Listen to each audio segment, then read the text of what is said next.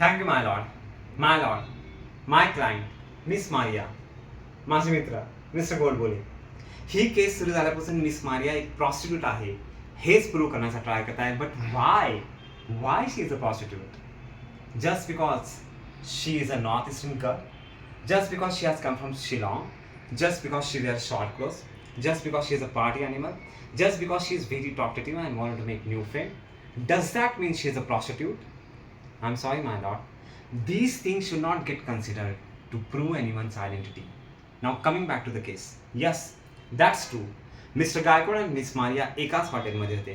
त्या दिवशी रात्री 12 वाजेला मिस मारिया एका कॉरिडॉरमधून पास होत होती. तिने एक आवाज ऐकला. ती त्या आवाजाच्या दिशेने पळत सुटली. तिने दरवाजा उघडला आणि तो दरवाजा मिस्टर गायकवाडांचा होता. मिस्टर गायकवाड तिथे पडलेले होते आणि ही wanted some medical help. Miss Maria wanted to give him medical help, but before she could do, mister गायकवाडांची तिथे अनफॉर्च्युनेटली डेथ झाली. मिस मारियाला काहीच सुचलं नाही. She directly shut the door and run away.